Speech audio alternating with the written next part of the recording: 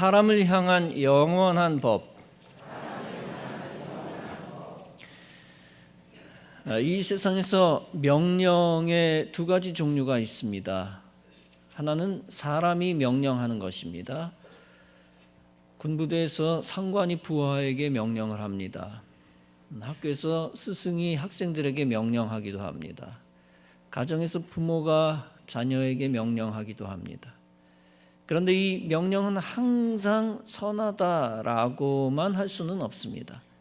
어떤 경우에는 그 명령이 선하지 않고 진리를 떠난 경우도 있습니다.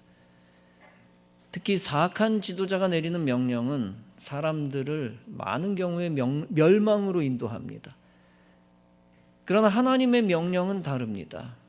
하나님의 명령은 우주의 진리이며 영원히 변하지 아니하는 절대법입니다.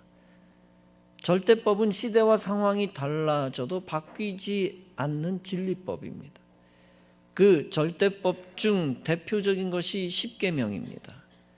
모세가 시내산에서 하나님으로부터 받은 법입니다. 처음에는 이스라엘 출애굽 백성들에게 주어진 것입니다. 그러나 나중에는 성경을 통해 온 인류에게 전달되었습니다. 그 성경을 통해 하나님의 절대법 십계명이 우리에게도 전달이 되었습니다.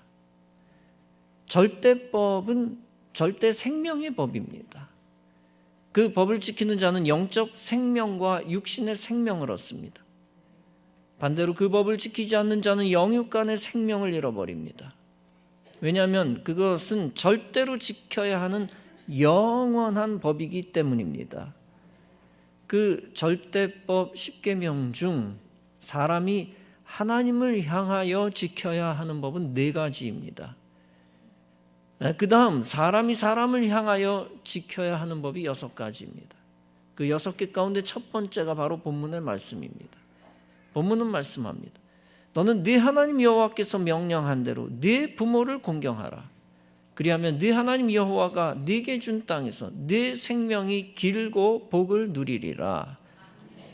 이처럼 자녀는 절대적으로 부모에게 순종해야 합니다. 여기에 이유가 따로 없다라는 겁니다. 다름 아니라 하나님의 명령이기 때문입니다. 예를 들어 그 다음 제7계명도 마찬가지입니다. 살인하지 말라는 하나님의 절대 명령이 있습니다. 살인하지 말아야 하는 근본적 이유가 무엇입니까? 죄책감이 들기 때문입니까? 남을 억울하게 하면 안 되기 때문입니까? 잔인하기 때문입니까? 사람이 할 짓이 아니기 때문입니까? 그 모든 것들이 다 이유가 됩니다. 그러나 그런 이유들만 가지고는 악한 살인자를 막아낼 수가 없습니다. 어떤 범죄자가 나는 살인하고 싶어서 했다. 왜 따지냐? 내 맘이다. 라고 말했다고 합시다. 그러면 그에게 그건 부도덕한 것이야. 안 돼. 하지 않았으면 좋겠다라고 말한다고 그가 살인을 안 합니까? 그는 도덕 같은 것은 휴지처럼 여기기 때문에 설득력이 없습니다. 그의 위에는 하나님이 없기 때문에 살인 방지법이 휴지 조각 같은 법일 뿐입니다. 우리 인생이 살인하면 안 되는 이유는 오직 하나뿐입니다. 우주의 절대자가 되신 하나님이 살인하지 말라고 했기 때문입니다. 다른 사회적, 경제적 이유는 둘째 문제입니다. 다른 문화, 도덕적 이유는 부차적인 이유입니다. 오직 살인하지 말아야 하는 이유는 하나뿐입니다. 그것은 하나님이 만드신 영원한 절대법이 살아있기 때문입니다. 왜 살인하지 말아야 됩니까? 여러분 어떻게 설명하시겠습니까? 어떻게 설명하고 싶으세요? 설명할 필요가 없습니다. 하나님이 명령하셨기 때문입니다. 바로 앞계명 네 부모를 공경하라는 법도 마찬가지입니다. 하나님을 모르고 믿지 않는 자들에게는 부모 공경은 결국 가능하지가 않습니다. 겨우 양심적인 사람들만 부모를 공경합니다. 그러나 양심적인 사람들조차 절대법을 인정하지 않으면 부모를 공경할 수가 없습니다.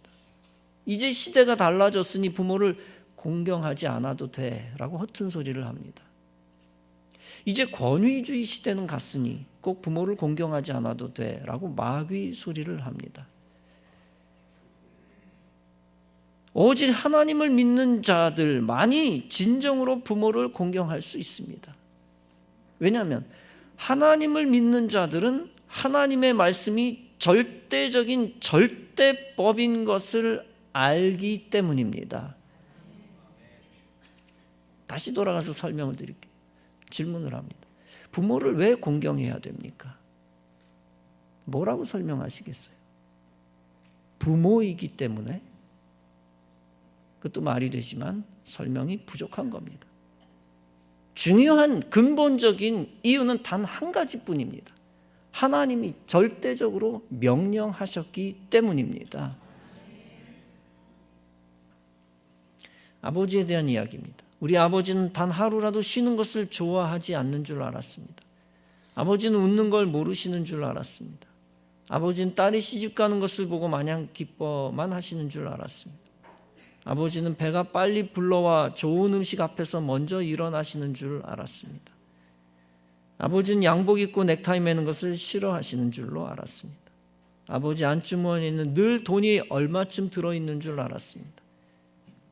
아버지는 좋아하시는 운동도 취미도 없는 줄 알았습니다. 아버지는 우리가 하는 말을 귀담아 들으시지 않는 줄 알았습니다. 아버지는 아무리 깊고 험한 길을 걸어가도 조금도 두려워하지 않는 줄 알았습니다. 아버지 눈엔 눈물이 한 방울도 없는 줄 알았습니다. 아버지는 우리가 객지로 떠나는 것을 좋아하시는 줄 알았습니다. 이와 같은 오해를 우리는 오랫동안 해왔습니다. 사랑하는 성도 여러분, 부모님에 대한 오해를 줄여나갑시다. 그리고 나 중심에서 생각하지 말고 부모 중심으로 생각하는 힘도 길러봅시다. 그것이 부모를 공경하라는 하나님의 명령을 따를 수 있는 길입니다. 내 생각이 항상 앞서면 하나님의 명령을 지킬 수 없습니다.